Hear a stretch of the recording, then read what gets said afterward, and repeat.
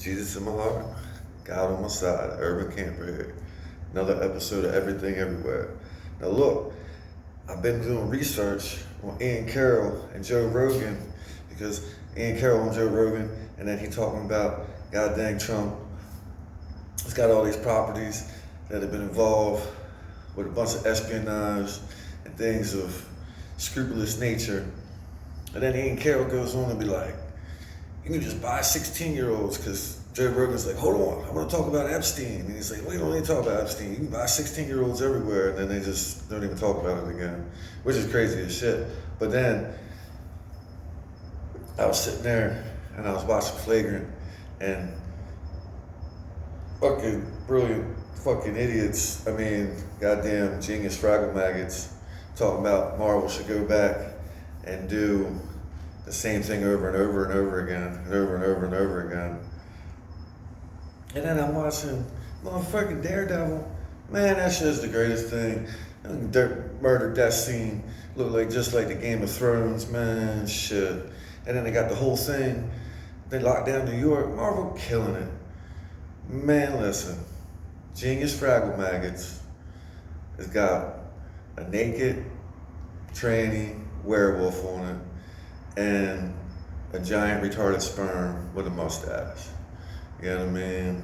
This dude has got them little, not like Shane Gillis Down syndrome sperms, or like there's 10 million like little Down syndrome sperms.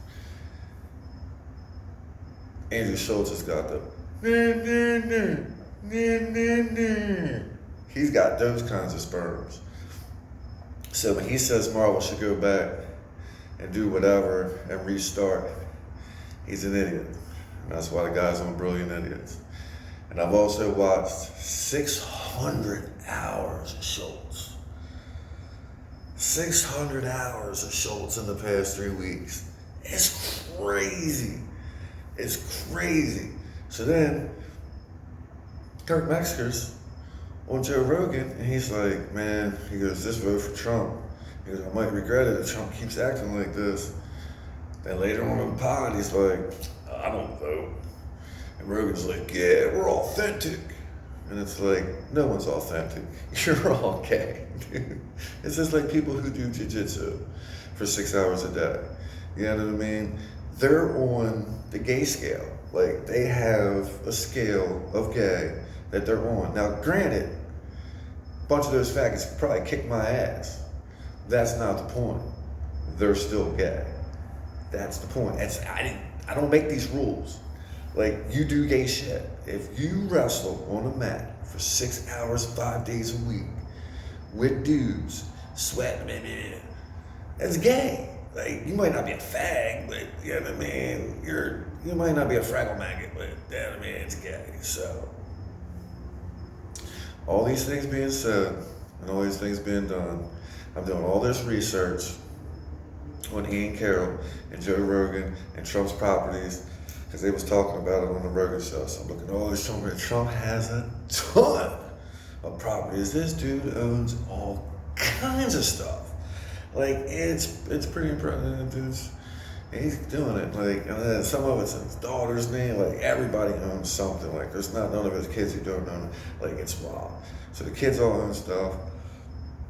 Trying to figure out why nobody's doing anything about Ian Carroll going around and picking up 16-year-olds, I guess. I don't know. Allegedly.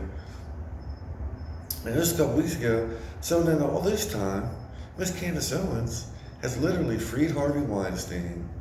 Justin Bieber is going through some shit. And, like, she's packing it all. But not once did she check in on my family's history and the inheritance. Like, it would take her 5 minutes. She's had 2 kids in the past 3 weeks. You know, she freed Harvey Weinstein. Like, Miss Candace Owens is straight up killing it. But please, back to Andrew Schultz and Charlemagne the God, the transvestite naked werewolf and the giant retarded sperm with a mustache. Leave my Marvel alone. Like, they kill him. Like, that was the best episode of Daredevil. That shit was fire. So y'all need to leave that alone. You know what I mean? Yeah, y'all stop with the faggotry. Just stop with the faggotry. if you're a jiu-jitsu wrestler and you're constantly wrestling with dudes, you're with the faggotry.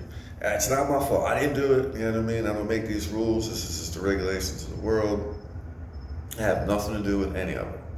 You know what I mean? And then I watched my old favorite little freaking chick, Brett Cooper, on the Sean Ryan show. And I'm like, oh, this is cool, because, you know what I mean? She's very entertaining. She's got the best ad reads. Like, it's great. And then she talks about her older brothers looking at her mom and going, I can't believe you're in this loveless relationship. And it just reminded me not to have children. They're stupid. They're idiots. Like, this woman has literally been with a dude she didn't love for the benefit of them. And they don't even appreciate it.